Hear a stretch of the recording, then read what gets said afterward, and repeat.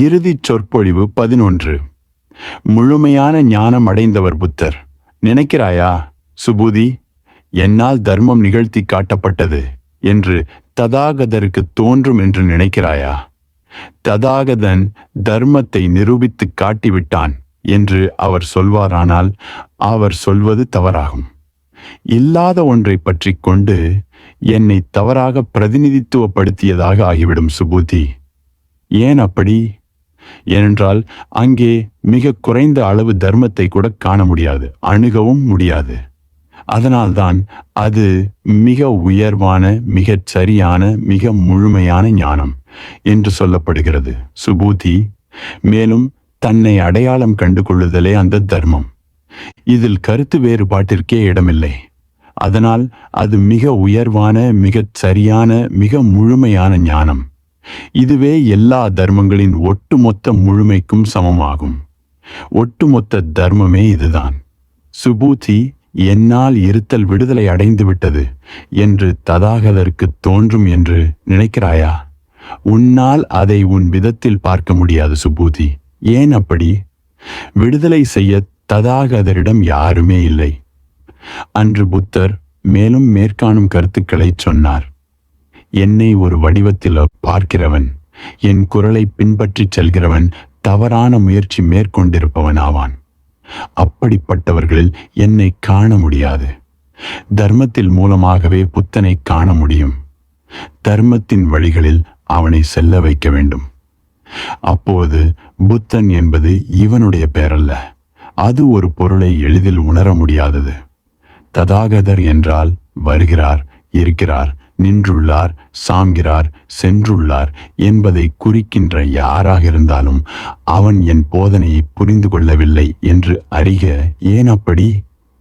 ததாகதர் என்றால் எங்கும் செல்பவன், எங்கிருந்தும் வராதவன் என்று பொருள்.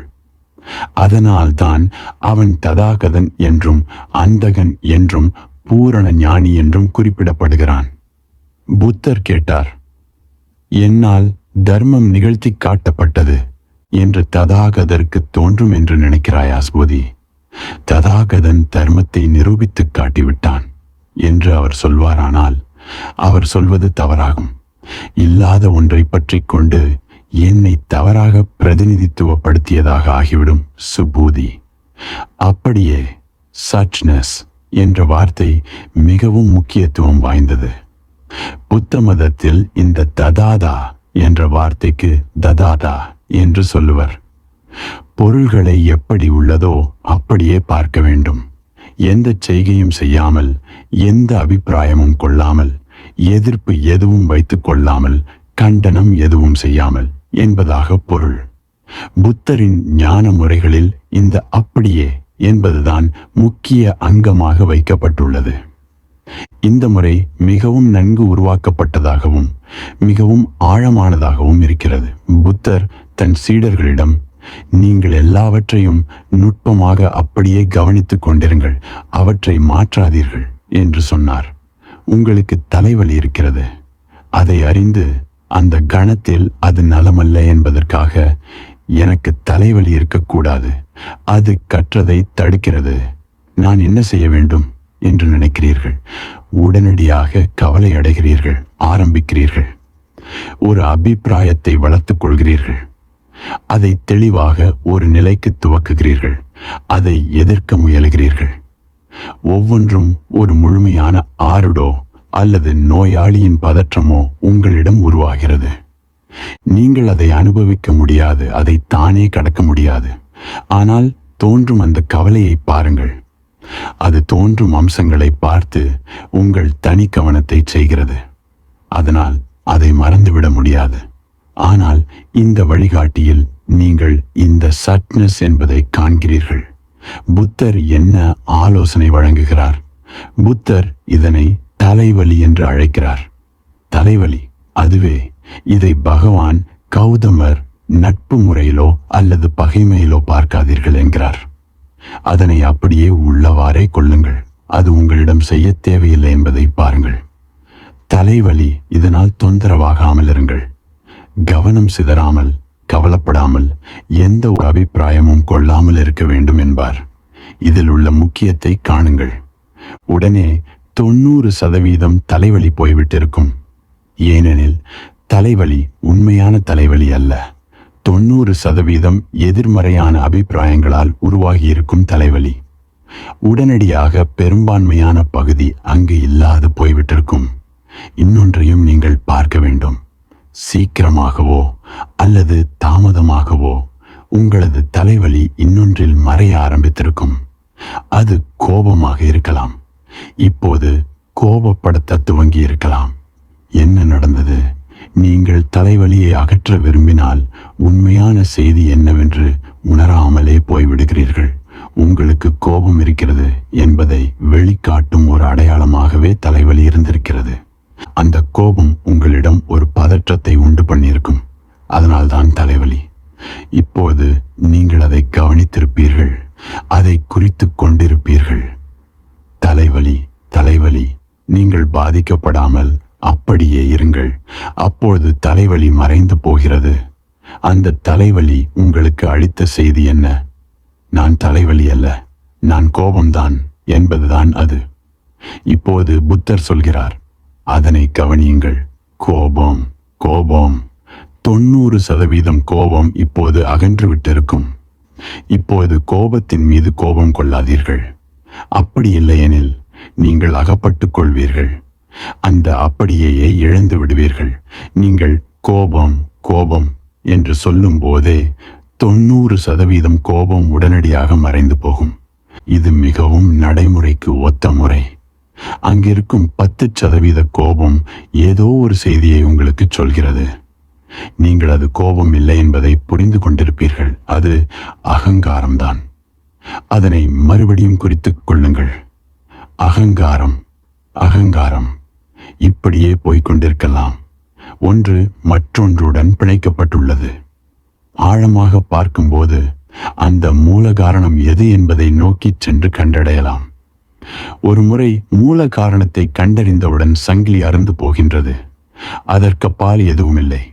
ஒரு சமயத்தில் இந்த சங்கிலியின் கடைசி தொடரை காணத் துவங்கியிருப்பீர்கள். அதன் பிறகு ஒன்றுமில்லாது போய்விடுகிறது. அதன்பின் நீங்கள் அந்த மொத்த சங்கிலியிலிருந்துமே விடுவிக்கப்பட்டிருப்பீர்கள். அப்போது மகத்தான தூய்மை ஆரம்பிக்கும். ஒரு அமைதி ஆரம்பிக்கும். அந்த அமைதியே அப்படியே என்றழைக்கப்படுகிறது. இதனை தொடர்ச்சியாக கடைபிடிக்க வேண்டும். சில சமயங்களில் இது நிகழும்போது நீங்கள் மறந்துவிட்டிருப்பீர்கள். நீங்கள் அதை பற்றிய ஒரு அபிப்பிராயத்தை தானாகவே இயக்கிக் கொண்டிருப்பீர்கள். இயந்திரத்தனமாக உருவாக்கிவிட்டிருப்பீர்கள். இப்போது புத்தர் சொல்வதை நினைவில் வையுங்கள். அபிப்பிராயம் அபிப்பிராயம். இப்போது நீங்கள் திசை திருப்பிவிட வேண்டாம். நீங்கள் ஒரு அபிப்பிராயத்தை உருவாக்கி கொண்டதற்காக கவலைப்படத் தேவையில்லை. நீங்கள் சந்தர்ப்பத்தை தவறவிட்டதற்காக சோர்வடைய வேண்டாம். அதனை கவனியுங்கள். அபிப்பிராயம் அபிப்பிராயம். உடனடியாக நீங்கள் இதனை காணத் துவங்குவீர்கள். 90% அபிப்பிராயம் காணாமல் போயிருக்கும். 10% மீதம் இருக்கும். அது உங்களுக்கு ஒரு செய்தியை தரும். அந்த செய்தி என்னவெனில், ஏதோ ஒரு தடை, ஒரு தயக்கம் இருக்கிறது என்பதே அது. அந்த தடையிலிருந்துதான் அபிப்பிராயம் எழுந்திருக்கிறது. பாலுணர்வுடன் கூடிய ஆசை உங்களது மனத்தில் எழுந்திருக்கிறது என்றால் உடனே நீங்கள் இது கெட்டது என்று சொல்கிறீர்கள். இந்த அபிப்பிராயம் ஏன் கெட்டது? ஏனெனில் அது கெட்டது என்று உங்களுக்கு சொல்லித் தரப்பட்டுள்ளது. அதுதான் தடை. அதனை கவனியுங்கள். தடை தடை. மேலே செல்லுங்கள். சில நேரங்களில் நீங்களாக தீர்மானம் செய்யும் போது கூட இது நிகழ்கிறது. தீர்மானிக்கும் போது மட்டுமல்ல, ஒரு அபிப்பிராயத்தை கொள்ளும் போதும் கூட நிகழ்கிறது. அபிப்பிராயத்தை உருவாக்கி கொள்ளும் போது மட்டுமல்ல, நீங்கள் எதையோ இழந்து விட்டதாக மன இறுக்கம் கொள்ளும் போதும் இது நிகழ்கிறது. உடனே மன இறுக்கம் என்று சொல்லி மேலே செல்லுங்கள். நீங்கள் எப்போதெல்லாம் பிரக்ஞையோடு இருக்கிறீர்களோ, எந்த இடத்தில் இருந்தாலும் சரி, அந்த இடத்திலிருந்து கவனிக்கத் தொடங்குங்கள். சாதாரணமாக கவனியுங்கள். அதன் பின்னர் முழுவதையும் அப்படியே விட்டுவிடுங்கள். உங்களது அகப்பட்டு கொண்ட மனம் இப்போது அகப்பட்டு கொண்டதாக இல்லாது போய்விடும். விஷயங்கள் மறையத் தொடங்கும். அப்பொழுது அப்படியே என்பதான கணங்கள் நிகழும். நீங்கள் அங்கேயே இருப்பீர்கள். வாழ்க்கையும் எக்ஸிஸ்டன்ஸ் அங்கேயே இருக்கும். உங்களுக்கும் வாழ்க்கைக்கும் இடையே அபிப்பிராயம் மட்டும் இருக்காது. எல்லாமே எண்ணத்தினால் இடையூறு செய்யப்படாமல் இருக்கும். எண்ணத்தினால் மாசுபடுத்தப்படாமல் இருக்கும். மனம் என்பது மறைந்து விட்டிருக்கும். அந்த மனமற்ற நிலையே அப்படியே என்படும். புத்தர் சொல்கிறார், ததாகதா என்பது அப்படியே என்பதற்கான பெயர்தான், வேறு பெயர் அல்ல. அவருக்கு அப்படியே என்பதன் தன்மை இருக்கிறது என்ற அர்த்தம் அல்ல. அவரே அப்படித்தான். புத்தர் மேலும் சொல்கிறார், உண்மைக்கு உடன்பாடானவற்றையே ஒரு ததாகதா சொல்கிறார். அவர் வேறு மாதிரி செய்யவில்லை. அவர் உண்மைக்கு உகந்தவற்றை தேர்ந்தெடுத்து பேசுவதில்லை. அவற்றுக்கு மாற்று சாய்ஸ் என்பதே கிடையாது. உண்மை என்று எதுவோ அதையே அவர் பேசிக்கொள்கிறார். அவர் அதன் அடிமையாக இருக்கிறதால் தான் இது மிகவும் முக்கியமானது.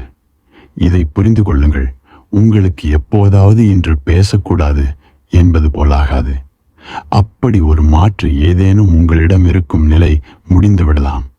அப்பொழுதுதான் நீங்கள் இன்னும் புத்தராகவில்லை என்று பொருள்.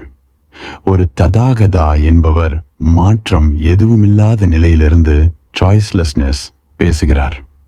ஆனால் ததாகதா என்பவர் மாற்ற முடியாத நிலையிலேயே முழுமையாக இருக்கிறார்.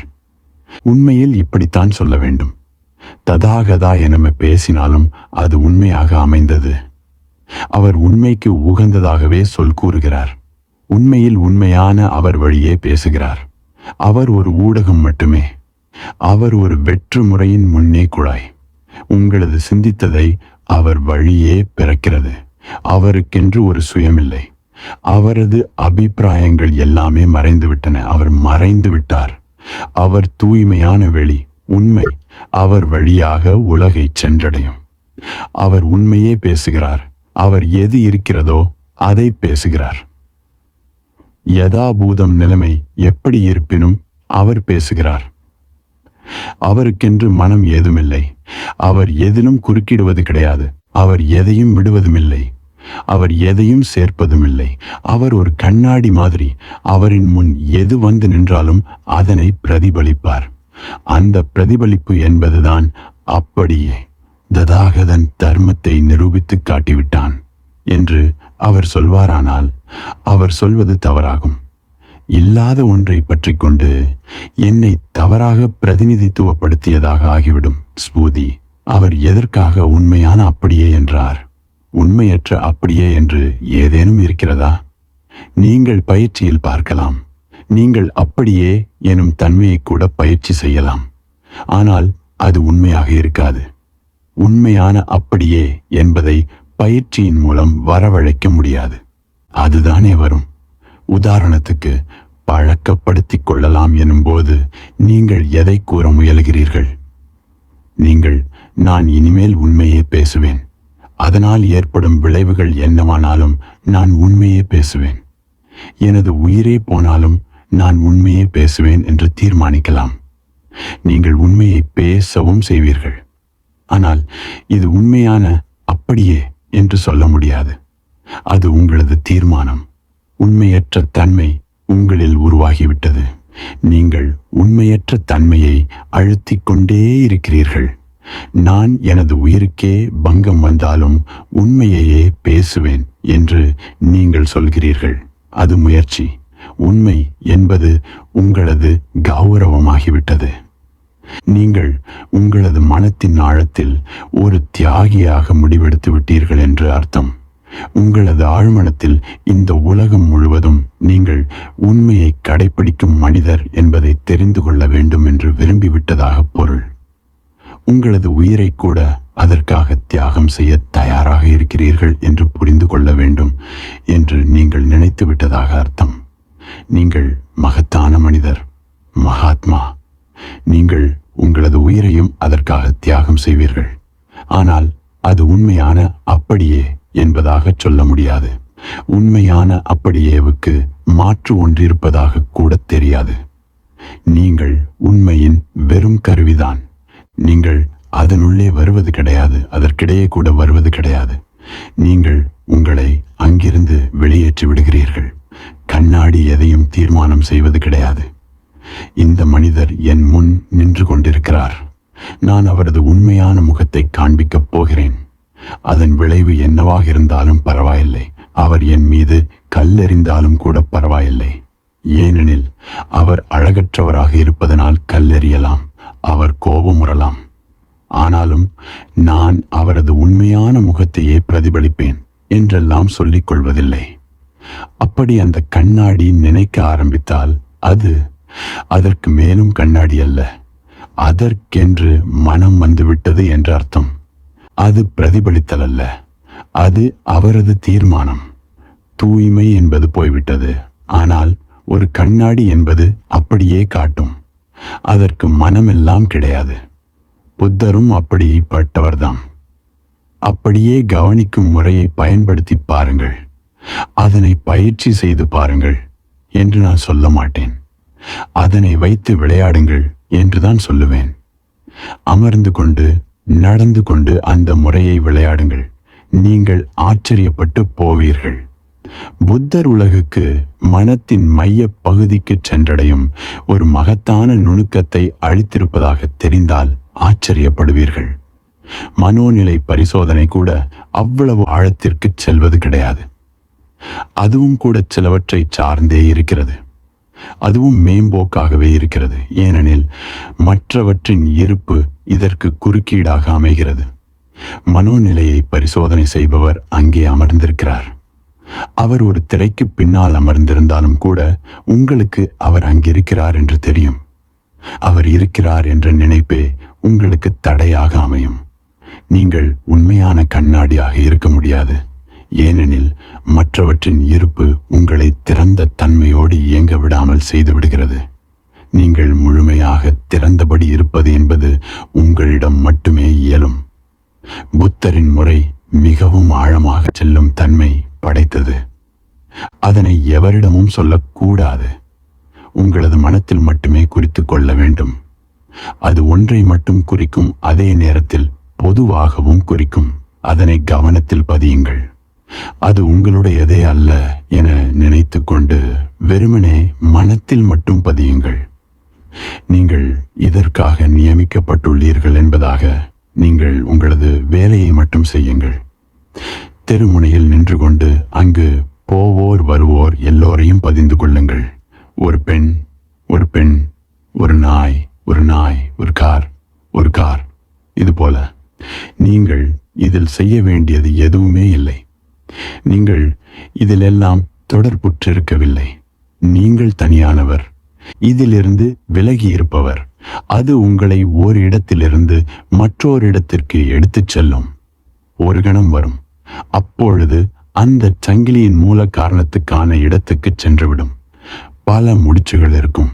இது போன்ற பல சங்கிலிகள் இருக்கின்றன. எல்லாம் சேர்ந்து குழப்பமாக இருக்கின்றன.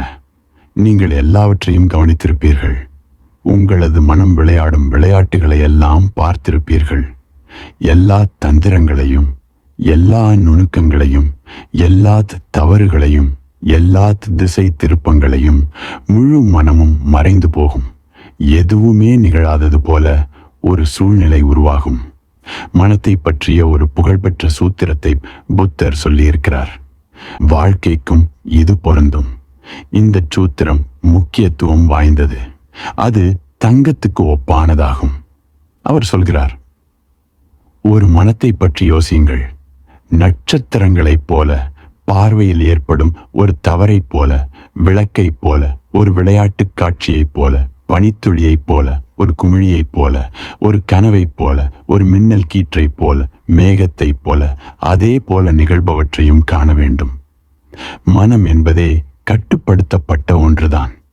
அது சில காரணங்களின் விளைவுதான்.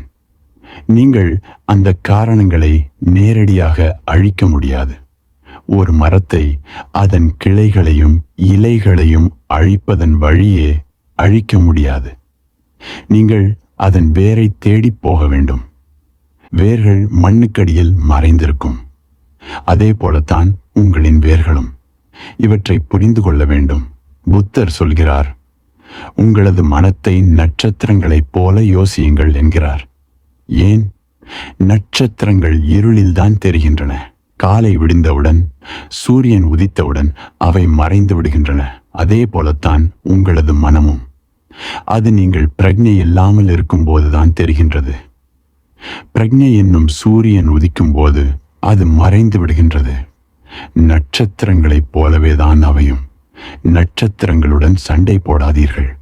உங்களால் அவற்றை அழிக்க முடியாது. அவை லட்சக்கணக்கில் இருக்கின்றன.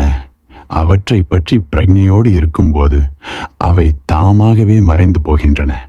பார்வையில் தவறு. உங்களது கண்கள் சரியாக இல்லை. அவற்றில் கோளாறு இருக்கின்றன. அதனால் நீங்கள் இல்லாதவற்றையும் இருப்பதைப் போல காண முடிகிறது. உதாரணத்துக்கு, நீங்கள் இரண்டாக பார்க்கிறீர்கள் அல்லது சில வடிவங்களை காண்கிறீர்கள். ஏனெனில் உங்களது கண்கள் எப்படி இருக்க வேண்டுமோ அப்படி இல்லை.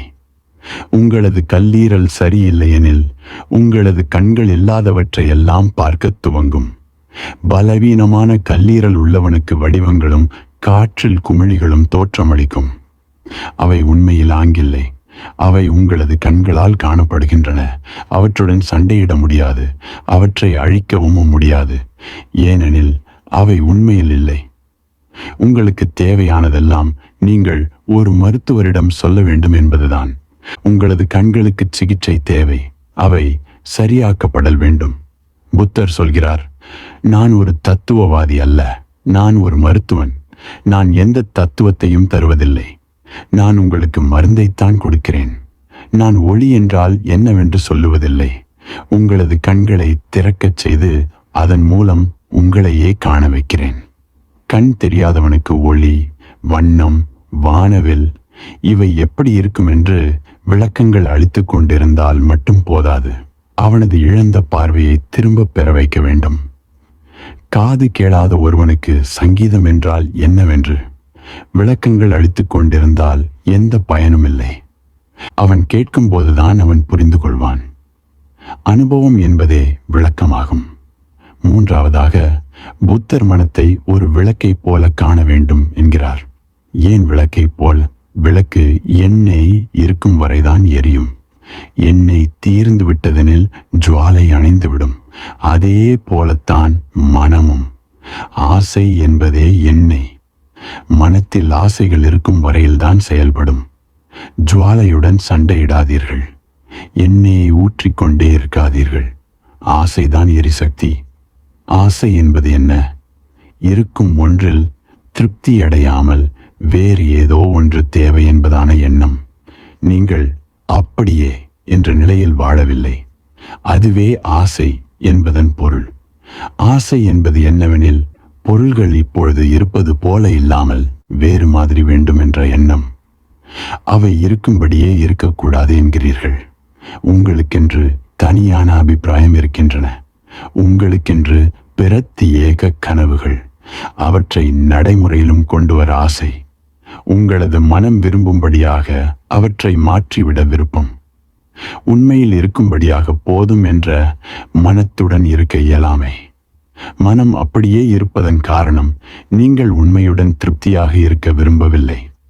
அந்த ஆகவே நிறைய மக்கள் என்னிடம் எண்ணங்களை எப்படி தடுப்பது என்று கேட்கிறார்கள். அவர்கள் நேரடியாக எண்ணங்களை தடுத்து நிறுத்த முயல்கிறார்கள். அவை தடுக்கப்பட முடியாதவை. எண்ணங்கள் இருப்பதற்கு காரணம் ஆசைகள் இருப்பதனால்தான். நீங்கள் ஆசைகளை புரிந்து கொண்டு அவற்றை விட்டால் ஒழிய எண்ணங்களை விட முடியாது. ஏனெனில் எண்ணங்கள் என்பவை துணை பொருட்கள்தான். முதலில் ஆசை வருகிறது. நீங்கள் ஓர் அழகிய காரை பார்க்கிறீர்கள். உடனே ஆசை எழுகிறது. புத்தர் சொல்லுவார், கார் கார். உடனே முடிந்தது. ஆசை எழுந்ததெனில் உடனே மறுபடியும் சொல்லுங்கள், ஆசை ஆசை. அதுவும் முடிந்தது. நீங்கள் காரை பார்த்தவுடனே ஒரு கனவு எழுந்து ஆசையாக மாறி அது உங்களை ஆட்கொண்டது. இப்போது பலவித ஆசைகள் எழும். நான் இந்த காரை எப்படி வாங்குவது? எனது வீட்டை விற்பதா? கடனுக்கு வங்கிக்கு செல்வதா? இன்னும் அதிகம் சம்பாதிக்க வேண்டுமா? சட்டப்படியா அல்லது சட்டத்துக்கு புறம்பாகவா? இந்த காரை சொந்தமாக்கிக் கொள்வதற்கு நான் என்ன செய்ய வேண்டும்? இப்போது நான் எப்படி எனது எண்ண ஓட்டத்தை நிறுத்துவது? ஒரு அரசியல்வாதி என்னிடம் வந்தார். அவர் தனது எண்ணங்களை நிறுத்த விரும்பினார். தியானம் செய்ய விரும்பினார். நான் அவரிடம் கூறினேன், முதலில் உங்கள் அரசியலை விடுங்கள். இல்லை என்றால் எண்ணங்களை எப்படி நிறுத்த முடியும்? நீங்கள் மிகவும் ஆசைகளால் நிரம்பியவர். அவர் முதலில் ஒரு MLA-வாக இருந்தார். ஆசை காரணமாக துணை அமைச்சரானார். மீண்டும் ஆசை தூண்டியது, அவர் அமைச்சரானார். இப்போது அவர் ஒரு மாநிலத்தின் முதலமைச்சராவதற்கு முயற்சிக்கிறார். அவர் சொன்னார், நான் இதற்காகவே இங்கு வந்தேன். உங்களால் என்னை ஓய்வாக்க முடியும் என்றால், தியானம் செய்ய வைக்க முடியும் என்றால் சரி. நான் சண்டை போடுவதில் வல்லவன். என் போட்டியாளர்களுடன் நன்றாக சண்டையிட முடியும். ஆனால் நீங்கள் அரசியலை விடச் சொல்கிறீர்கள். அதை என்னால் செய்ய முடியாது. ஆனால் உங்கள் ஆசைகளை விட மறுத்தால் எண்ணங்களை எப்படி விட முடியும்? எண்ணங்கள் என்பவை ஆசைகளின் கருவியாகவே செயல்படுகின்றன. நீங்கள் முதலமைச்சராவதற்கு ஆசைப்படுகிறீர்கள். உடனே உங்கள் மனம் என்ன வலைகளை பின்னத் தொடங்குகிறது. நான் இப்போது விஷயங்களை பார்க்க வேண்டும், அவற்றை எப்படி சரி செய்வது என்று யோசிக்க வேண்டும் என்று மனம் எண்ணத் தொடங்குகிறது. இப்போது 1001 பிரச்சனைகளை சமாளிக்க வேண்டியிருக்கிறது. அதன் பிறகே உங்கள் ஆசைகளை நிறைவேற்ற முடியும். எண்ணம் என்பது ஆசையின் கருவி மட்டுமே. நீங்கள் நேரடியாக எண்ணங்களை நிறுத்த முடியாது. புத்தர் கூறுகிறார், ஆசை என்பது ஒரு எண்ணெய் விளக்கை போன்றது. அதில் எண்ணெய் தீர்ந்துவிட்டால் தீப்பிழம்பு தானாக அணைந்துவிடும். மனத்தை ஒரு விளக்காக உருவகப்படுத்தி பாருங்கள். மனத்தை ஒரு விளையாட்டு காட்சியாக, ஒரு தந்திர காட்சியாக நினையுங்கள். இங்கு எதுவுமே உறுதியான ஆதாரங்களுடன் இல்லை.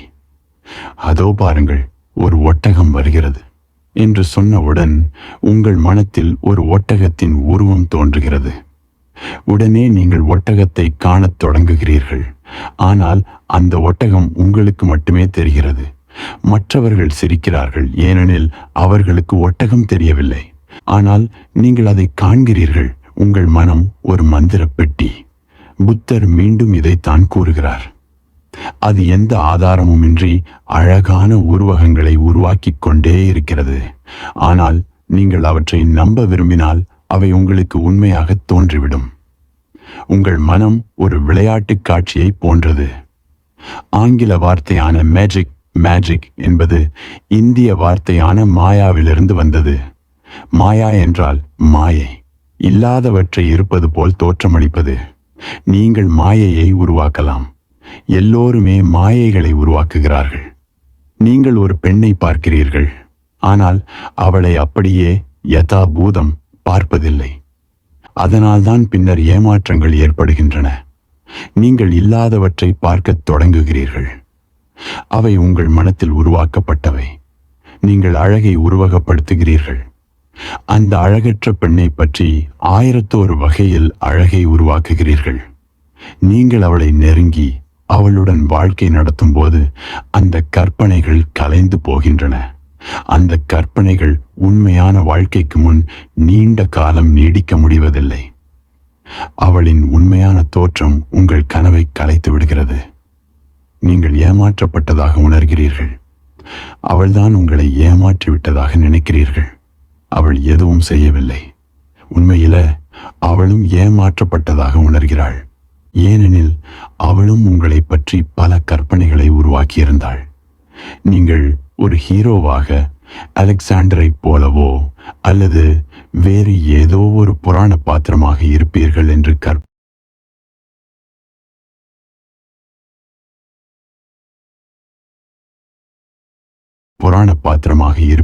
என்று கற்பனை செய்திருந்தாள். ஆனால் நீங்கள் ஒரு எலியைப் போலவோ அல்லது வேறு எதைப் போலவோ தோற்றமளிக்க மறுக்கிறீர்கள். நீங்கள் ஒரு மலையைப் போல இருப்பீர்கள் என்று அவள் நினைத்திருந்தாள். ஆனால் நீங்கள் ஒரு சிறு குன்று கூட இல்லை. அவளும் ஏமாற்றப்பட்டதாக உணர்கிறாள். இப்போது நீங்கள் இருவருமே ஏமாற்றப்பட்டதாக உணர்கிறீர்கள். இருவருமே மன வருத்தத்திற்கு ஆளாகிறீர்கள். நான் ஒரு கதை கேள்விப்பட்டேன். ஒரு பெண் காணாமல் போனவர்களை தேடும் நிறுவனத்திற்கு சென்று, என் கணவர் நேற்றிரவு முதல் காணவில்லை என்று புகார் அளித்தாள். உடனே அவர்கள், எங்களால் முடிந்ததை செய்கிறோம், அவரை பற்றிய விவரங்களை கொடுங்கள் என்று கேட்டனர். சிறிது நேரம் யோசித்த பிறகு அவள் சொன்னாள், அவர் 5 அடி உயரம் இருப்பார், தடித்த கண்ணாடி அணிந்திருப்பார், தலை வழுக்கையாக இருக்கும், நிறைய குடிப்பார், அவரது மூக்கு சிவப்பாக இருக்கும், உரத்த குரலில் பேசுவார். பின்னர் சற்று நிறுத்திவிட்டு, ஓ, எல்லாவற்றையும் மறந்துவிடுங்கள் என்று கூறினாள். உண்மையை பார்த்தால் இப்படித்தான் இருக்கும். எல்லாற்றையும் மறந்துவிடுங்கள் என்று நீங்களும் சொல்வீர்கள். ஆனால் நீங்கள் எதையும் அப்படியே பார்ப்பதில்லை. எல்லாவற்றையும் கற்பனை செய்துதான் பார்க்கிறீர்கள். ஒரு நாள் முல்லா நஸ்ருதீன் என்னிடம் சொன்னார், என் மாமா இத்தாலியில் பல வருடங்கள் வாழ்ந்தார். அவர் மது, மங்கை, கவிதை இவற்றால் இறந்தார். நான் அவரிடம், நஸ்ருதீன், உங்கள் மாமா இப்படி ஒரு கவித்துவமான மனிதராக இருப்பார் என்று நான் நினைக்கவில்லை. நீங்கள் நினைப்பது போல் இது காதல் கதை இல்லை.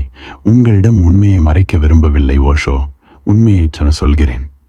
அவர் ஒரு பயங்கரமான குரலில் அபத்தமான பாடலை புதிதாக திருமணமான தம்பதியர் வசிக்கும் வீட்டு ஜன்னல் அருகே நின்று பாடினார். உள்ளிருந்து வந்த அவளது கணவர் கோபத்தில் ஒரு மது பாட்டிலை எடுத்து அவரது தலையில் அடித்தார். அதனால் அவர் இறந்தார்.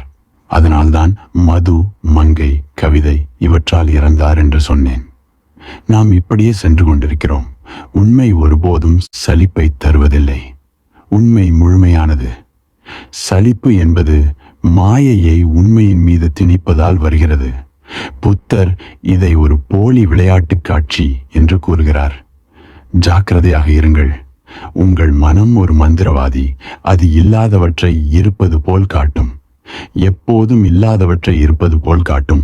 அது உங்களை ஏமாற்றும். அது உங்களை சுற்றி ஒரு பொய்யான உலகத்தை உருவாக்கிவிடும். மரங்கள், பறவைகள், விலங்குகள் உள்ள இந்த உலகம் பொய்யானது அல்ல. ஆனால் மனம் உருவாக்கும் உலகம் பொய்யானது. புத்தரை போன்றவர்கள் பொய்யான உலகத்தை பற்றி பேசும்போது அதை தவறாக புரிந்து கொள்ளாதீர்கள். அவர்கள் மரங்கள் பொய்யானவை என்று கூறவில்லை. உங்கள் மனம் உண்மை என்று நினைத்து வைத்திருப்பவை பொய்யானவை என்று கூறுகிறார்கள். உங்கள் மனம் பொய்யானது.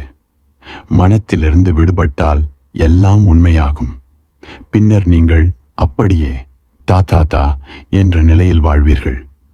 ஒரு நாளை நல்ல முறையில் தொடங்குவது எப்படி என்று நான் கண்டுபிடித்து விட்டேன். காலையில் 5 நிமிடங்கள் ஆழ்ந்து மூச்சு விடுங்கள். தூய்மையான காற்றை உள்ளிழுங்கள். பின்னர் குளிர்ந்த நீரில் குளியல் போடுங்கள். அந்த நாள் முழுவதும் ரோஜா போல் புத்துணர்ச்சியுடன் இருக்கலாம்.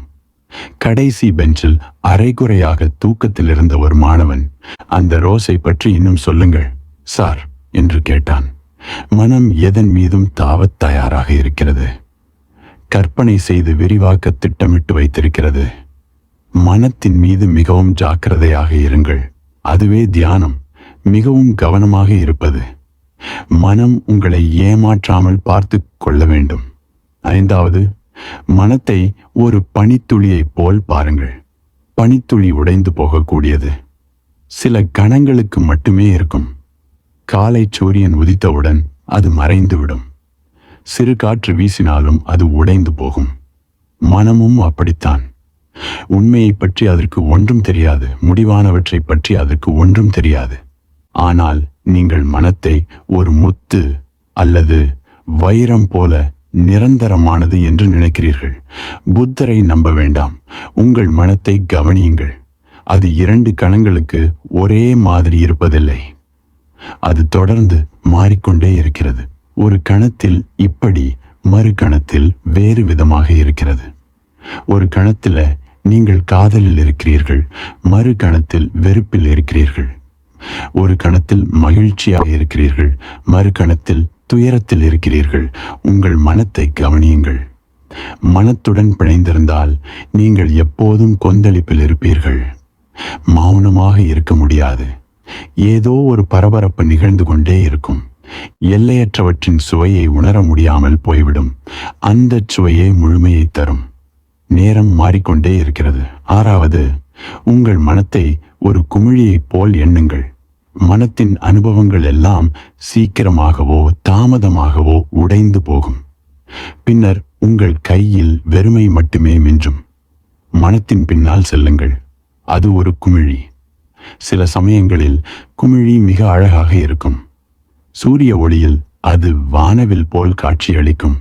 அதில் வானவில்லின் அனைத்து வண்ணங்களும் தெரியும். அது பரவசமாக கம்பீரமாக இருக்கும். ஆனால் அதை பிடிக்கச் சென்றால் அது பிடித்த கணத்திலேயே மறைந்துவிடும். அதேபோல் உங்கள் வாழ்க்கையிலும் தினமும் நடக்கிறது. நீங்கள் எல்லாவற்றின் பின்னும் அலைந்து கொண்டிருக்கிறீர்கள். ஆனால் அதை கைப்பற்றிய மறுகணமே அது மாறிவிடுகிறது. அதன் அழகு மறைந்து விடுகிறது. அந்த அழகு உங்கள் கற்பனையில் மட்டுமே இருந்தது. அந்த மகிழ்ச்சி உங்கள் எதிர்பார்ப்பில் மட்டுமே இருந்தது. நீங்கள் எதிர்பார்த்த பரவச கணங்கள் நிகழாமலே போய்விடுகின்றன. அவை உங்கள் கற்பனையிலும் காத்திருப்பிலும் மட்டுமே இருந்தன. உண்மை உங்கள் கற்பனை குமிழியிலிருந்து முற்றிலும் வேறுபட்டது. அவை உடைந்துவிடும். தோல்வி சலிப்பை தரும், வெற்றியும் சலிப்பையே தரும். வெற்றிகரமானவர்களிடம் கேட்டு பாருங்கள். வறுமையும் சலிப்பை தரும், செல்வமும் சலிப்பையே தரும். பணக்காரர்களிடம் கேட்டு பாருங்கள். நல்லவை கெட்டவை எல்லாமே சலிப்பை தரும். ஏனெனில் மனம் ஒரு குமிழியை போன்றது. ஆனாலும் நாம் குமிழிகளை துரத்துகிறோம். துரத்துவது மட்டுமல்ல, அவற்றை பெரியதாக, இன்னும் பெரியதாக ஆக்க விரும்புகிறோம். எல்லாமே பெரியதாக இருக்க வேண்டும் என்ற பைத்தியக்காரத்தனம் இங்கு உள்ளது. எல்லா அனுபவங்களும் பெரியதாக இருக்க வேண்டும் என்று நினைக்கிறோம். இதை பற்றி ஒரு கதை உள்ளது. பல நாடுகளைச் சேர்ந்த மாணவர்களிடையே ஒரு போட்டி நடத்தப்பட்டது. அவர்கள் யானையை பற்றி கட்டுரை எழுத வேண்டும். ஒரு ஜெர்மன் மாணவன் யானையை போர் முனையில் எப்படி பயன்படுத்தலாம் என்று எழுதினான். ஒரு ஆங்கிலேய மாணவன் யானையின் ராஜவம்ச குணங்களை பற்றி எழுதினான். ஒரு பிரெஞ்சு மாணவன் யானையின் காதல் லீலைகளை பற்றி எழுதினான். ஒரு இந்திய மாணவன் யானையின் தத்துவார்த்த குணங்களை பற்றி எழுதினான். ஆனால் ஒரு அமெரிக்க மாணவன் இன்னும் பெரிய யானைகளை எப்படி செய்வது என்று எழுத ஆரம்பித்தான். மனம் தொடர்ந்து யோசித்துக் கொண்டே இருக்கிறது. மனம் ஒரு அமெரிக்கனைப் போல எப்படி இன்னும் பெரியதாக செய்யலாம் என்று யோசிக்கிறது. பெரிய வீடு, பெரிய கார் எல்லாமே பெரியதாக இருக்க வேண்டும். இயல்பாகவே பெரிய குமிழ்கள் பெரியதாக வெடிக்கின்றன. சில குமிழ்கள் நீரின் மேற்பரப்பில் சற்று நேரம் மிதக்கும். ஆனால் பெரிய குமிழ்கள் அப்படி மிதப்பதில்லை. அதனாலேயே அமெரிக்கர்கள் சோர்வடைகிறார்கள். யாரும் அமெரிக்கர்களைப் போல சோர்வடைவதில்லை. அமெரிக்க மனம் மிகப்பெரிய குமிழ்களை உருவாக்குவதில் வெற்றி பெற்றுள்ளது. ஆனால் அவை இப்போது எல்லா திசைகளிலிருந்தும் வெடித்துக் கொண்டிருக்கின்றன. அவற்றை காப்பாற்ற எந்த வழியும் இல்லை. அவை வெடித்துக் கொண்டிருக்கின்றன. இதற்கு யாரையும் குறை கூற முடியாது. ஏனெனில் யாரும் யோசிப்பதில்லை. இது நம் ஆழமான ஆசை. நாம் அதில் வெற்றியும் பெற்றிருக்கிறோம். வெற்றியைப் போல தோல்வியை தருவது எதுவுமில்லை. 7வது, புத்தர் மனத்தை ஒரு கனவைப் போல பார்க்கச் சொல்கிறார். அது கற்பனையானது. உங்களுடைய சொந்த உருவகம். நீங்களே அதன் இயக்குனர், நடிகர், பார்வையாளர். உங்கள் மனத்தில் தோன்றும் எல்லாமே உங்கள் கற்பனையே. அதில் உலகத்திற்கு எந்த பங்கும் இல்லை. அதை நிறைவேற்ற வாழ்க்கைக்கு எந்த கடமையும் இல்லை. ஒரு மருத்துவர் நடுவயதை கடந்த ஒரு நோயாளியை பரிசோதித்துவிட்டு, என்னால் உங்களிடம் எந்த குறையும் காண முடியவில்லை, ஆனால் நீங்கள் உங்களை நேசிக்கும் உங்கள் பாதி வயதைக்கு கொடுத்து விடுங்கள் என்று சொன்னார். நோயாளி அவரை சற்று நேரம் உற்று பார்த்துவிட்டு, எந்த பாதி? எண்ணங்களில் மூழ்கியிருக்கும் வாழ்க்கையா அல்லது பேசிக்கொண்டிருக்கும் வாழ்க்கையா என்று கேட்டார். மனம் போதுமானதாக இல்லை. அது யோசித்துக் கொண்டே இருக்கிறது, பேசிக்கொண்டே இருக்கிறது. உண்மையை பற்றி அதற்கு ஒன்றும் தெரியாது.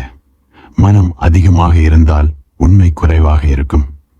மனம் குறைவாக இருந்தால் உண்மை அதிகமாக இருக்கும். மனமே இல்லாத நிலையில் உண்மையை உணர முடியும். அப்போது நீங்கள் தத்தகதாவாக, அப்படியே இருப்பவராக ஆகிவிடுவீர்கள். 8வது, மனத்தை ஒரு மின்னல் கீற்றைப் போல பாருங்கள். அதனுடன் பிணைந்து விடாதீர்கள். ஏனெனில் எந்த கணத்தில் பிணைந்து விடுகிறீர்களோ அந்த கணத்தில் நீங்கள் துன்பத்தை உருவாக்கிக் கொள்கிறீர்கள். மின்னல் ஒரு கணத்திற்கு மட்டுமே தெரியும், பின்னர் மறைந்துவிடும். எல்லாமே வரும் போகும், எதுவும் நிரந்தரமல்ல. ஆனால் நாம் எதனுடனாவது பிணைந்து கொள்கிறோம். அப்படி பிணைவதன் மூலம் துன்பத்தை உருவாக்குகிறோம். உங்கள் மனத்தை கவனியுங்கள். அது எதனுடனாவது பிணைந்து கொள்ள எவ்வளவு ஆர்வமாக இருக்கிறது. எதிர்காலத்தை எண்ணி எவ்வளவு பயப்படுகிறது. மாற்றத்தை கண்டு எவ்வளவு பயப்படுகிறது. எல்லாமே நிரந்தரமாக இருக்க வேண்டும் என்று விரும்புகிறது. நீங்கள் மகிழ்ச்சியாக இருக்கிறீர்கள், அந்த மகிழ்ச்சி நிலைத்திருக்க வேண்டும் என்று நினைக்கிறீர்கள். அதனுடன் பிணைந்து விடுகிறீர்கள். ஆனால் பிணைந்தவுடன் நீங்கள் அதை நசுக்கி விடுகிறீர்கள். அது மறைந்து விடுகிறது. நீங்கள் ஒரு பெண்ணையோ ஆணையோ சந்திக்கிறீர்கள், காதலிக்கத் தொடங்குகிறீர்கள். உடனே அதை பிணைத்து அந்த காதல் எப்போதும் அப்படியே இருக்க வேண்டும் என்று நினைக்கிறீர்கள். ஆனால் அப்படி நினைத்த கணத்திலேயே காதல் மறைந்து விடுகிறது. மனத்தின் அனுபவங்கள் மின்னல் கீற்றைப் போலவே உள்ளன, வந்து போகின்றன. புத்தர் உங்களை வெறுமனே பார்த்து கொண்டிருக்கச் சொல்கிறார். பிணைந்து கொள்ள நேரமில்லை, வெறுமனே கவனியுங்கள். தலைவலி தலைவலி, காதல் காதல், அழகு அழகு என்று குறித்துக் கொள்ளுங்கள். அது போதும். அவை ஒரு கணமே. அதற்கு மேல் எதுவும் செய்ய முடியாது. குறித்து ஜாக்கிரதையாக இருங்கள். ஜாக்கிரதையாக இருப்பதே உங்களுக்கு எப்போதும் பயனளிக்கும், வேறு எதுவும் இல்லை. 9வது, மனத்தை ஒரு மேகத்தை போல பாருங்கள். மேகங்கள் வடிவங்கள் மாறிக்கொண்டே இருக்கும், நிற்காமல் ஓடக்கூடியவை. மேகங்களை கவனியுங்கள். சில நேரங்களில் அவை யானையைப் போலவோ ஒட்டகத்தைப் போலவோ குதிரையைப் போலவோ தோற்றமளிக்கும். அவை தொடர்ந்து மாறிக்கொண்டே இருக்கும், நிலையாக இருப்பதில்லை. பல வடிவங்கள் தோன்றி மறைகின்றன. ஆனால் நீங்கள் அதை பற்றி கவலைப்படுவதில்லை. யானையைப் போல் இருந்தால் என்ன, ஒட்டகத்தைப் போல் இருந்தால் என்ன, அவை வெறும் மேகங்கள் தானே. அதே போல உங்கள் மனமும் பிரக்ஞையின் மீது மேகத்தைப் போலச் சூழ்ந்திருக்கிறது. உங்கள் பிரக்ஞை வானத்தை போன்றது, மனம் மேகத்தை போன்றது. சில நேரங்களில் அது கோப மேகம், சில நேரங்களில் காதல் மேகம், சில நேரங்களில் பொறாமை மேகம்.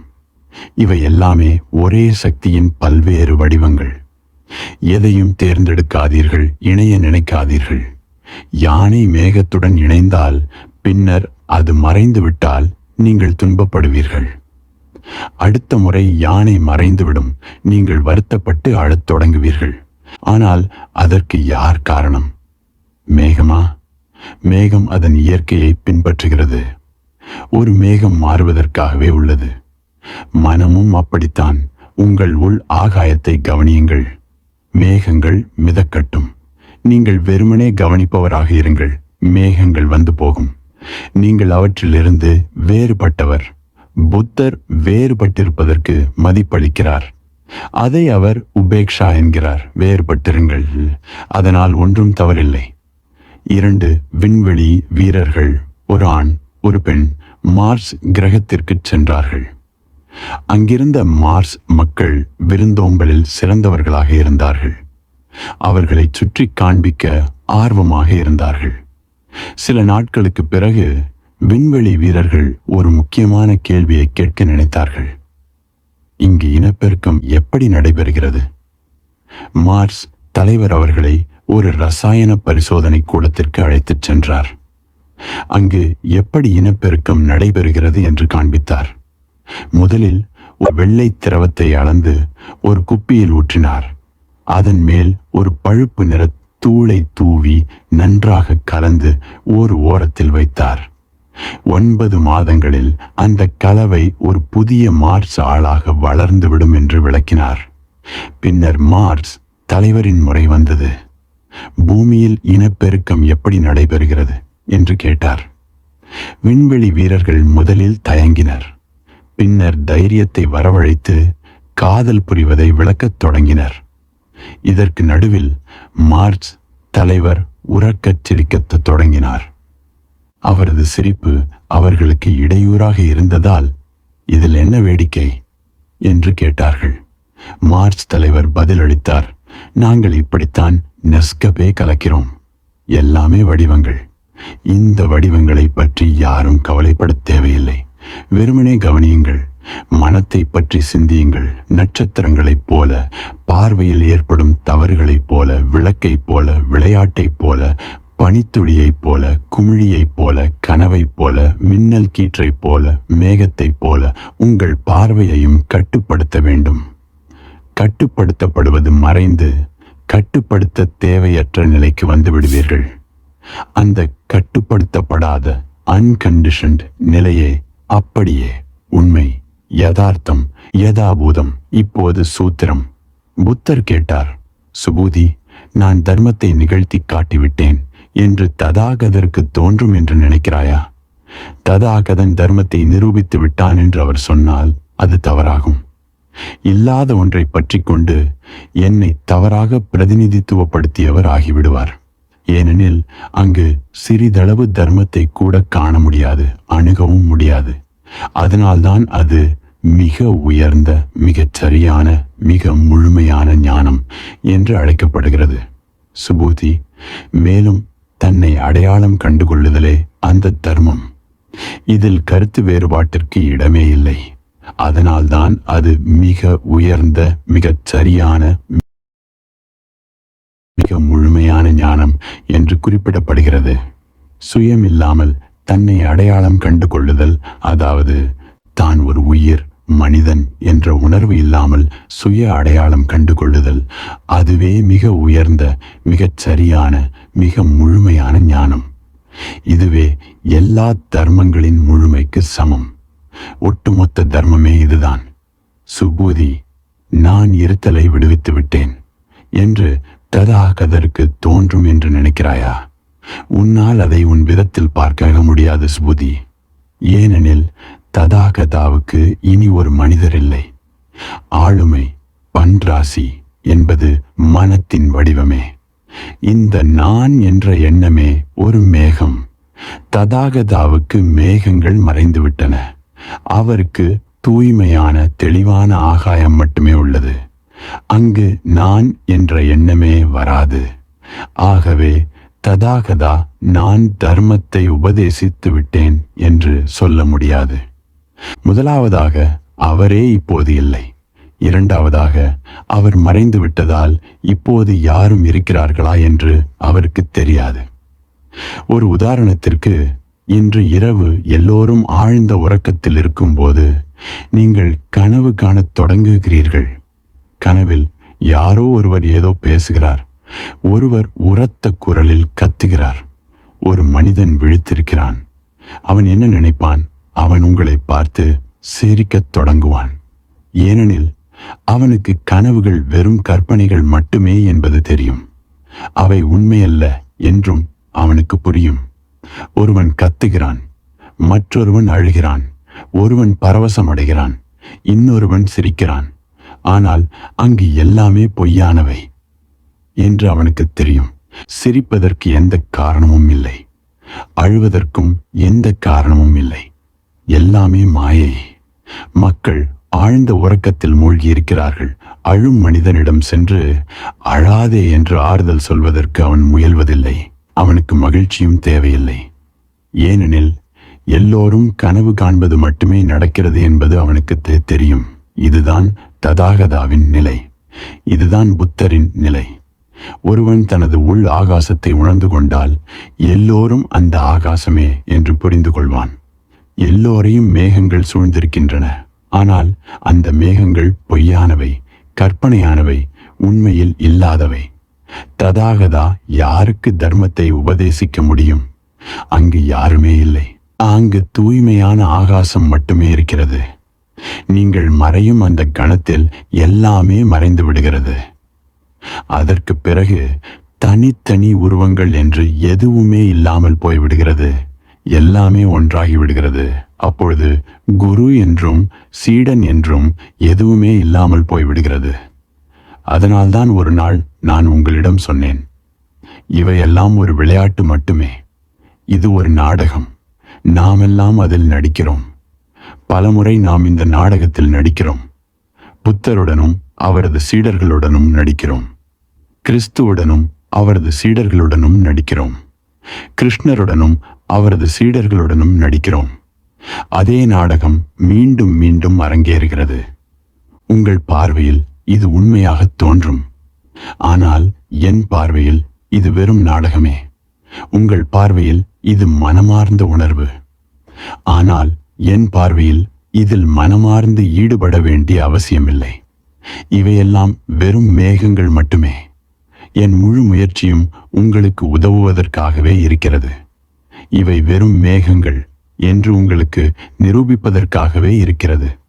ஒரு நாள் நீங்கள் விழித்தெழும்போது இதை பார்த்து சிரிப்பீர்கள். ஏனெனில் வெற்றி பெற வேண்டியது எதுவும் இல்லை, இழக்க வேண்டியதும் எதுவும் இல்லை. எல்லாமே ஆரம்பத்திலிருந்து எப்படி இருந்ததோ அப்படியே இருக்கிறது. இறுதி வரை அப்படியே இருக்கும். வானம் மாறுவதாக நீங்கள் நினைக்கிறீர்களா? மழை காலத்தில் மாறுகிறதா? வெயில் காலத்தில் மேகங்கள் மறைந்து வானம் மாறியதாக தோன்றுகிறதா? வானத்தில் எந்த மாற்றமும் இல்லையா? அது போலவே தான் இவையும். மேகங்கள் வருகின்றன, போகின்றன. அதே போலத்தான் சம்சாரமும் உலகமும் மனமும் இருக்கின்றன. புத்தர் கேட்டார், சுபூதி ததாகதர், நான் தர்மத்தை உபதேசித்து விட்டேன் என்று நினைப்பார் என்று நீ நினைக்கிறாயா? ததாகதர், நான் தர்மத்தை நிரூபித்து விட்டேன் என்று சொன்னால் அது தவறாக இருக்கும். இல்லாத ஒன்றை பற்றி கொண்டு என்னை தவறாக புரிந்து கொண்டதாக ஆகிவிடும். சுப்பூதி, நான் என்று ஒன்றில்லை, நீ என்று ஒன்றில்லை, குரு என்று ஒருவரும் இல்லை, சீடன் என்று ஒருவரும் இல்லை, உபதேசிப்பதற்கு எதுவும் இல்லை. எல்லாமே அப்படியே இருக்கிறது. கற்பிக்க எதுவும் இல்லை, கற்றுக்கொள்ளவும் எதுவும் இல்லை. ஏன் இப்படி? ஏனெனில் அங்கு ஒரு சிறிய அளவு தர்மத்தை கூட காண முடியாது, அணுகவும் முடியாது. அதனால்தான் அதை மிக உயர்ந்த, மிகச் சரியான, மிக முழுமையான ஞானம் என்று அழைக்கிறோம் என்றார் புத்தர். அதனால்தான் நாம் அதை முழுமையான ஞானம் என்று அழைக்கிறோம். உலகில் மற்ற மதங்களில் விவரிக்கப்படும் ஞானம் முழுமையானது என்று சொல்ல முடியாது. எடுத்துக்காட்டாக கிறிஸ்தவத்தில் 3 சக்திகள், கடவுள், மகன், புனித ஆவி என்ற 3 சக்திகளின் சங்கமம் பேசப்படுகிறது. இதன் பொருள் இறுதியிலும் 3 வேறுபாடுகள் இருக்கும் என்று சொல்லப்படுகிறது. இதன்படி இறுதியிலும் மேகங்கள் மிச்சம் இருக்கும், சில வடிவங்கள் மிச்சம் இருக்கும், சில சடங்குகள் மிச்சம் இருக்கும். உலகம் இன்னும் சிறிதளவு தொடர்கிறது. மனம் முற்றிலுமாக வீடுபடவில்லை. இந்து மத கொள்கையில் 2 மட்டுமே மிச்சம் இருக்கின்றன, கடவுளும் ஆன்மாவும். 3ஐ விட 2 சிறந்தது. ஆனால் 2ம் மிச்சம் இருக்கின்றன. மனிதன் இரட்டை நிலையில் இருக்கிறான். மனமே எல்லாவற்றையும் 2ஆக பார்க்கிறது. மனமே விளக்கம் அளிக்கிறது. ஆகவே இதையும் முழுமையான ஞானம் என்று சொல்ல முடியாது. சமண தத்துவத்தில் 1 மட்டுமே மிச்சம் இருப்பதாக சொல்லப்படுகிறது, ஆன்மா. இது கிறிஸ்தவத்தையும் இந்து மதத்தையும் விடச் சிறந்தது. ஆனால் புத்தர் இதுவும் முழுமையான ஞானம் இல்லை என்கிறார். ஏனெனில் ஒன்றை எண்ணும் போது 2ம் நினைவுக்கு வரும். 3, 4, 5 என்ற எண்ணங்கள் தொடரும். 1 என்று சொல்லும்போது ஒரு தொடர்ச்சி உருவாகிறது. 1ஐ விளக்கினாலும் 2ஐயும் விளக்க வேண்டியிருக்கிறது. நீங்கள் 1 என்று சொல்லும்போது எதை விளக்குகிறீர்கள்? 2 இல்லை என்று சொல்ல வேண்டியிருக்கிறது. ஆகவே 1ஐ விளக்குவதற்கு 2 தேவை. அந்த 2வது எங்கோ மறைந்திருக்கிறது. ஆனால் அது முழுவதுமாக மறைந்து விடவில்லை. நான் இருந்தால் நீங்களும் இருக்கிறீர்கள். அது முழுவதுமாக மறைய முடியாது. நான் என்று இருப்பதற்கு நீ தேவை. நான் என்பது நீ என்பதுடன் இணைந்தே இருக்கிறது. அவை ஒன்றாகவே இருக்கின்றன.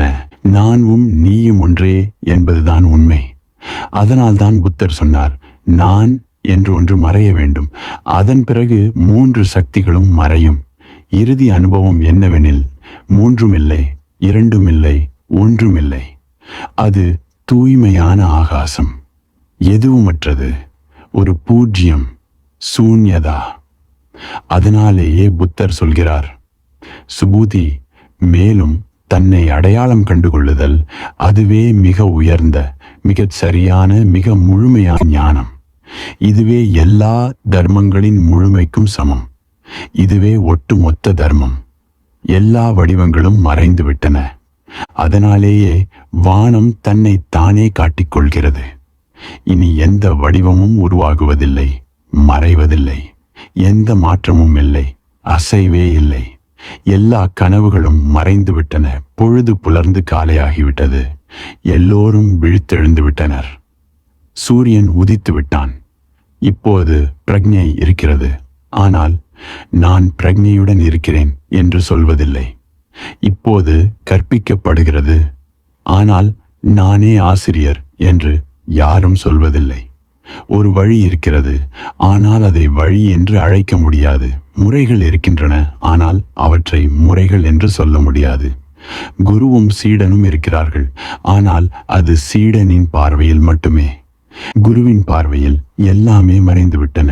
சுபூதி, நான் இருத்தலை விடுதலை செய்துவிட்டேன் என்று ததாகதருக்கு தோன்றும் என்று நீ நினைக்கிறாயா? உன்னால் அதை உன் விதத்தில் பார்க்க முடியாது சுபூதி.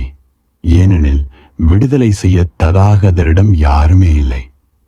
நான் பல உயிர்களை விடுதலை செய்துவிட்டேன் என்று ததாகதருக்கு எப்படி தோன்ற முடியும்? முதலாவதாக, யாருமே விடுதலை இல்லாமல் இல்லை. ஆகவே புத்தர் ஒரு ரட்சிப்பவர் என்று கேட்டால், புத்தர் இல்லை, நான் ரட்சிப்பவன் இல்லை. ஏனெனில் யாரும் காப்பாற்றப்பட வேண்டிய அவசியத்தில் இல்லை. யாரும் காப்பாற்றப்பட வேண்டியதில்லை என்று பதிலளிப்பார். விடுதலை என்பது எல்லோரின் இயல்பு. விடுதலை ஏற்கனவே இருக்கிறது. அதை புதிதாக கொண்டு வர வேண்டியதில்லை. ஒருவர் ஏற்கனவே இருப்பதை பற்றி பிரக்ஞையுடன் இருக்க வேண்டும். ஆகவே புத்தர் சொல்கிறார், விடுதலை செய்ய ததாகதரிடம் யாருமே இல்லை. அன்று புத்தர் மேலும் பின்வரும் கருத்துக்களை கூறினார்.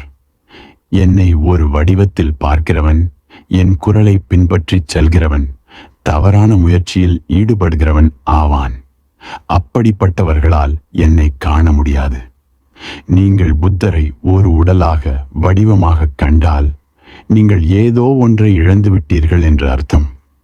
நீங்கள் அவரது குரலை, வார்த்தைகளை மட்டுமே கேட்டு அவரது மௌனத்தை கேட்கவில்லை என்றால் நீங்கள் இழந்து விட்டீர்கள். நீங்கள் அவரது முகத்தை மட்டுமே பார்த்து அவரது உள் ஆகாசத்தை காணவில்லை என்றால் மீண்டும் நீங்கள் இழந்து விட்டீர்கள்.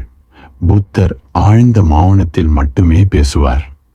புத்தர் இந்த வடிவத்தில் இருப்பது வடிவமற்றவற்றை வெளிப்படுத்துவதற்காகவே. இந்த பகுதியை நினைவில் வைத்திருங்கள். நானும் இதை உங்களுக்கு மீண்டும் சொல்கிறேன்.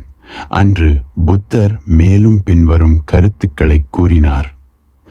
என்னை ஒரு வடிவத்தில் பார்க்கிறவன், என் குரலை பின்பற்றி செல்கிறவன், தவறான முயற்சியில் ஈடுபடுகிறவன் ஆவான்.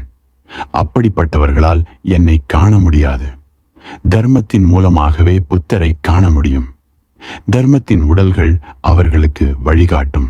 ஆனால் தர்மத்தின் உண்மையான இயல்பை ஒரு பொருளாக உணர முடியாது. அதை எவராலும் பொருளாக உணர முடியாது. இந்த வார்த்தைகளில் சொல்லப்பட்டவை சொல்ல முடியாதவை, அவசியமாக சொல்ல முடியாதவை. புத்தருக்கு உதவி எங்கிருந்து வந்தது? அவர் அதை தம்மிடமிருந்து பெற்றார் என்று சொல்ல முடியாது. அது பரம்பொருளிலிருந்து, ஆகாசத்திலிருந்து, முடிவில்லாத ஒன்றிலிருந்து வந்தது. அவர் பயன்படுத்தும் வார்த்தைகளில் அதிகம் கவனம் செலுத்த வேண்டாம். அவரது மௌனத்தை கவனியுங்கள். அவர் வாழும் உடலுக்கு அதிக முக்கியத்துவம் கொடுக்க வேண்டாம். அவர் வாழும் வீட்டிற்கு முக்கியத்துவம் அளிக்க வேண்டாம். அவரது உள் பிரகாசத்தை நோக்குங்கள். ஆழமாக பாருங்கள். புத்தரை ஆழமாக பார்ப்பது எப்படி? அவரை ஆழமாக பார்க்க ஒரே வழி கண்களை திறந்து வைத்திருக்காமல் கண்களை மூடிக்கொண்டு பார்ப்பது. உங்களுக்குள் ஆழமாகச் செல்வது. உங்களது உள் ஆகாசத்தை புரிந்து கொண்டால் புத்தரையும் புரிந்து கொண்டீர்கள் என்று அர்த்தம். எல்லா புத்தர்களையும் கடந்த கால, நிகழ்கால, எதிர்கால புத்தர்களையும் புரிந்து கொண்டீர்கள் என்று பொருள். உங்களுக்குள் ஆழமாகச் செல்லுங்கள். ததாகதர் செல்கிறார், வருகிறார், நிற்கிறார், அமர்கிறார், படுத்துக்கொள்கிறார் என்று சொல்பவன் என் போதனையை புரிந்து கொள்ளவில்லை என்று அர்த்தம். ஏனெனில் ததாகதா என்றால் எங்கும் செல்லாதவர், எங்கிருந்தும் வராதவர். அதனால்தான் அவர் ததாகதன், அருகதன், பூரண ஞானி என்று அழைக்கப்படுகிறார். மேகங்கள் வரும்போது வானம் வேறு எங்கோ போய்விட்டதாக நினைக்கிறீர்களா? மேகங்கள் கலைந்த போது வானம் திரும்ப வந்துவிட்டதாக நினைக்கிறீர்களா? வானம் எப்போதும் அங்கேயே இருக்கிறது. உங்களது உள் இயல்பும் அப்படியே இருக்கிறது. நீங்கள் ஒரு காலத்தில் பாறையாக இருந்தீர்கள். மேகம் அந்த பாறையின் வடிவத்தில் இருந்தது. அப்போது நீங்கள் கனிம உலகில் இருந்தீர்கள். பின்னர் மரமானீர்கள். உங்கள் வடிவத்தை மாற்றிக்கொண்டீர்கள். பின்னர் ரோஜா செடியாக, பைன் மரமாக, லெபனானில் ஒரு தாவரமாக இருந்தீர்கள்.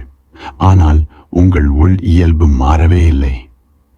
இப்பொழுது மேகத்தின் வடிவம் மாறியிருக்கிறது. நீங்கள் காய்கறி உலகில், பின்னர் மிருக உலகில் இருந்தீர்கள்.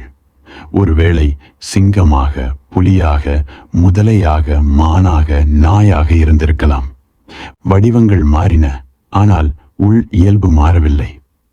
பின்னர் ஆணாக, பெண்ணாக வடிவம் மாறியது. நீங்கள் சொர்க்கத்தில் தேவதையாக மாறியிருக்கலாம். வடிவமே மாறுகிறது. நீங்கள் ஒரு வடிவத்திலிருந்து மற்றொரு வடிவத்திற்கு நகர்ந்து கொண்டே இருக்கலாம். ஒரு வடிவத்தில் இறந்து மற்றொரு வடிவத்தில் பிறக்கலாம். இத சம்சாரம் என்கிறார்கள். ஒரு வடிவத்தில் சிக்கிக்கொண்டு பின்னர் மற்றொரு வடிவத்தில் சிக்கிக்கொள்ளுதல். ஒரு சிறையிலிருந்து மற்றொரு சிறைக்கு நகர்தல்.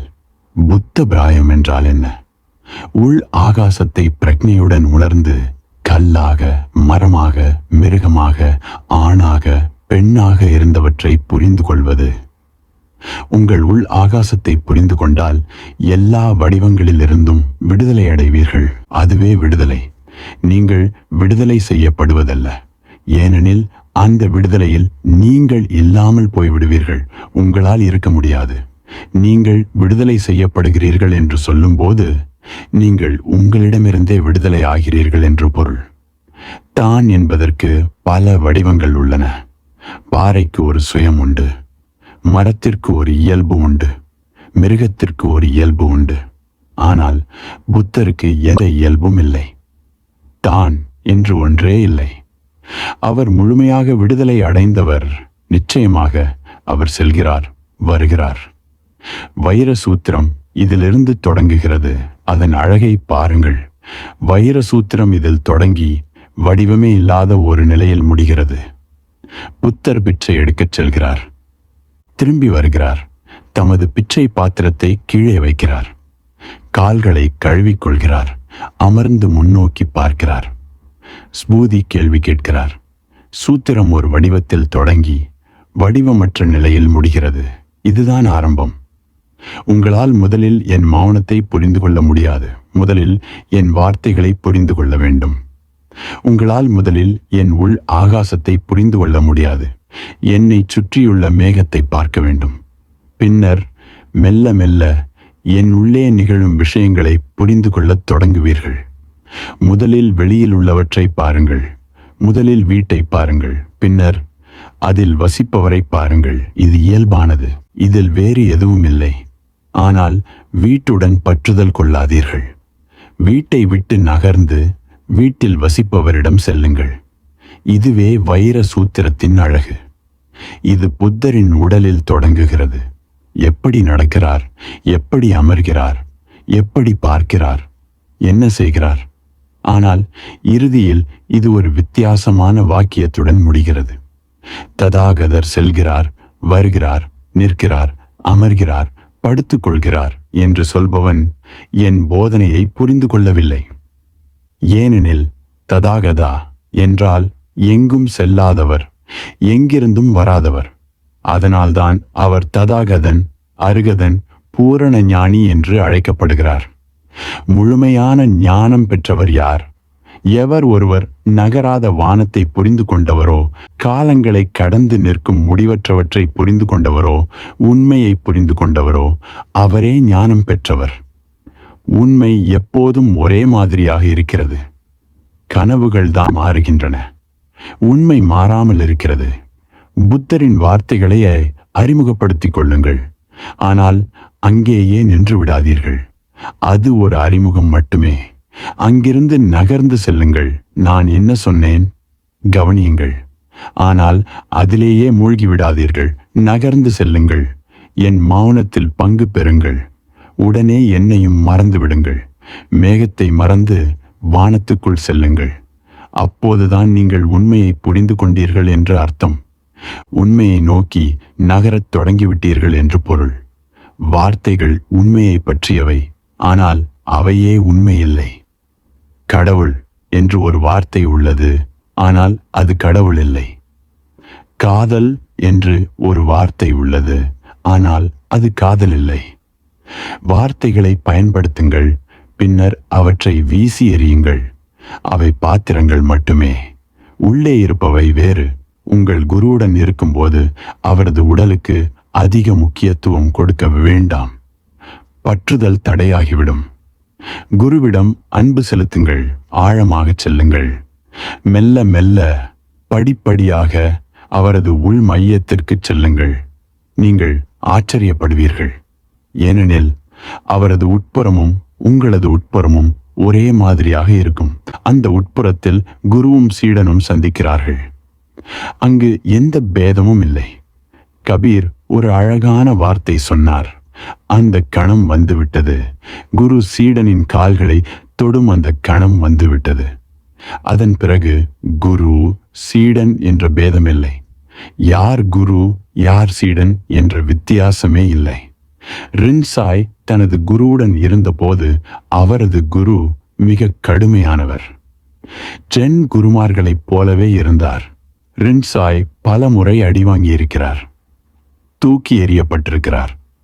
ஒருமுறை குரு அவரை அடித்து மேலே ஏறி உட்கார்ந்திருக்கிறார்.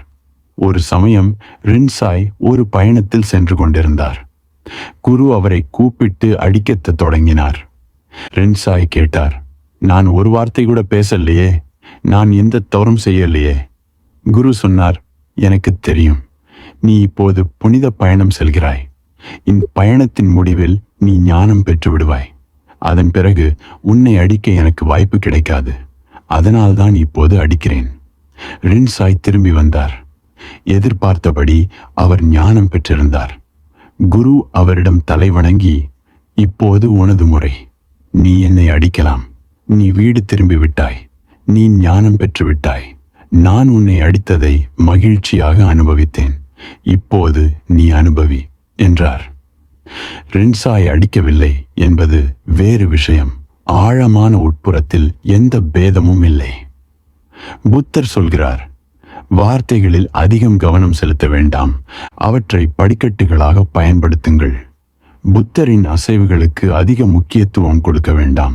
அவரது உடல் அசைவுகளில் கவனம் செலுத்த வேண்டாம். சிலர் புத்தரைப் போலவே நடப்பார்கள், புத்தரைப் போலவே பேசுவார்கள், புத்தரைப் போலவே செயல்படுவார்கள். ஆனால் புத்தர் சொல்கிறார், அவையெல்லாம் உண்மையானவை இல்லை. உண்மை இவற்றையெல்லாம் கடந்து வடிவங்களுக்கு அப்பாற்பட்டது. அதை நகலெடுக்க முடியாது. குருவைப் போல செய்ய முயற்சிக்க வேண்டாம். அப்பொழுதுதான் ஒரு நாள் நீங்கள் குருவைப் போல ஆக முடியும். அன்பு செலுத்துங்கள், கேளுங்கள். ஆனால் இன்னும் தூரம் செல்ல வேண்டும் என்பதை மறந்து விடாதீர்கள். மேகங்களை கடந்து செல்ல வேண்டும். இன்றைக்கு இது போதும்.